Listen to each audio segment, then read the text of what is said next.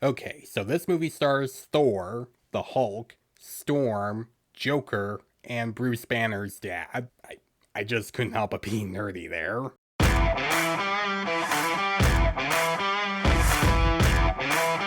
Hey guys, this is Jason. I'm reviewing Crime 101, directed by Layton and stars Chris Hemsworth, Mark Ruffalo, Halle Berry, Barry Keogan, and Nick Nolte. And it's about Hemsworth as a criminal that's trying to give up his life of crime after finishing this jewel heist. But once Mark Ruffalo starts to find out clues about him, he starts to get suspicious about him and tries to figure out what he's been up to. While Halle Berry plays this insurance broker that runs into Chris Hemsworth and they get stuck in a bad situation where Barry Keogan is trying to look for Hemsworth and is trying to kill him. Now, this isn't a big action movie like the trailers have kind of been making it out to be, because this is more of a slow-paced drama where you're just seeing the characters do things and get some action sequences. But for the most part, it's just dialogue where we're seeing our characters talk about what's going on in the situations that they're stuck in. We're having characters that are kind of feeling conflicted about which position that they're in, that they're starting to see something bad about what their position is, while also having some characters feel like they're having second thoughts about which job they're doing. And sometimes just having a thriller with a lot of dialogue and less action can still be a good thing, like Heat for instance, which a lot of people have made comparison to this film with Heat, because that movie had a lot of dialogue and characters just talking about what's going on and what they're planning. Like, you can still have a lot of dialogue in your thriller and make it interesting. Like, look at the restaurant scene from Heat for instance, where Al Pacino and Robert De Niro are talking. And do we have that in this film?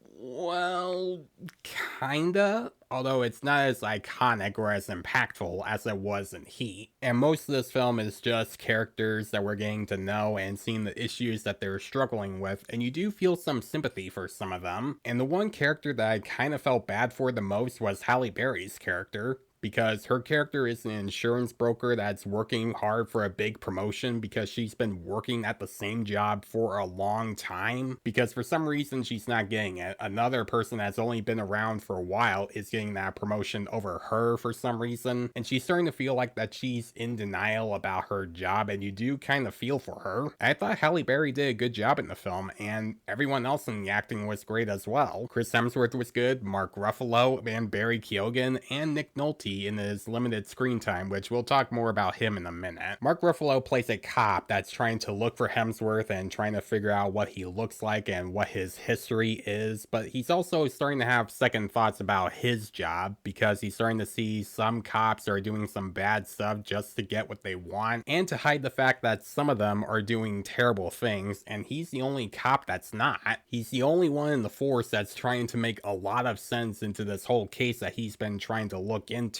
but no one else is trying to look into it besides him. As for Hemsworth, he plays a criminal that doesn't kill or hurt people. He would point guns at them as a warning, but he doesn't hurt them. He just warns them and takes some of the money or jewels that he needs, and then he leaves. And he's trying to put all that behind him by having a normal life, and later meets a girl that he falls in love with. But he's also trying to make sure that no one knows about his history as a criminal or his history with Nick Nolte's character. And Barry Keogan is just another criminal that's there to replace Chris Hemsworth and try to kill him wherever he finds him. Now, as for Nick Nolte, you really don't learn much about him or see a lot of him. He's only in the movie for like 3 scenes, and then he's gone throughout the majority of the movie. And it looked like they were setting him up as an important character for Hemsworth and for Keogan, but for some reason, after he hires Keogan, he just disappears. It's like they were trying to set him up as like a mentor figure for Hemsworth and feels betrayed that he decided to leave him, but for some reason they decide not to explore that. Why would they not explore more of that subplot? I don't know. The movie doesn't even bother to answer. I think exploring that more would have helped elevate more of the emotion for Hemsworth's character and for Nick Nolte's history with him, because when we see Nick Nolte feeling betrayed, he starts yelling out all the stuff that he promised to Hemsworth, but we don't really see much of how they know each other or how they met, because for whatever reason this movie decides to focus on other things that don't really matter to the main plot and just feel more like pointless filler. Like, for example, there's this one subplot with Hemsworth and this girl that he meets that he starts to have a relationship with her and is starting to feel more like a person when he starts talking to her more and dating her. And you would think that that would be like a good way to show that he's changing as a character,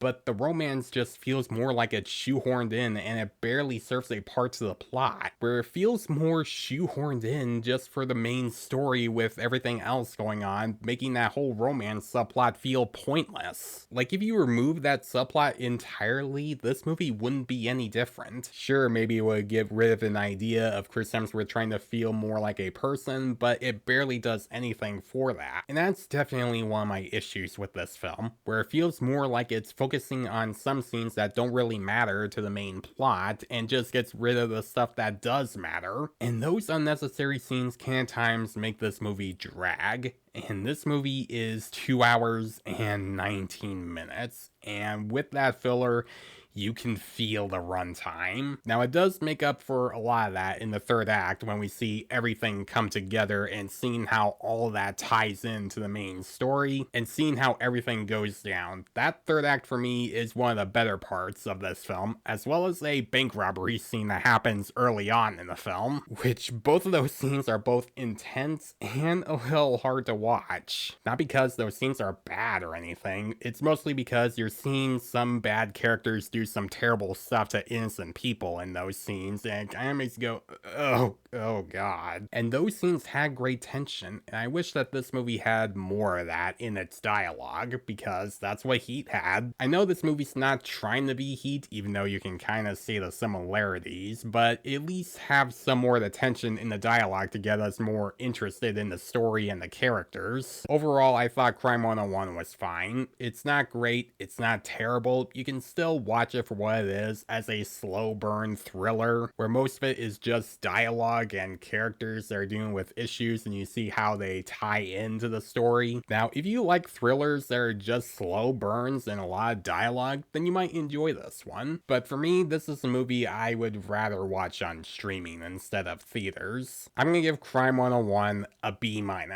So guys, if you have seen Crime 101, what do you think about it? Do you think it's a great thriller, or do you think this movie was boring and dull and you weren't interested in it? Let me know in the comments below. And as always, if you like this video, then please leave a like and subscribe to my channel so you don't miss a thing, because it helps my channel grow. Hit the notification bell so you know what other videos I'm posting. Follow me on Facebook and Instagram. Thanks for watching, guys, and I'll see you in the next one.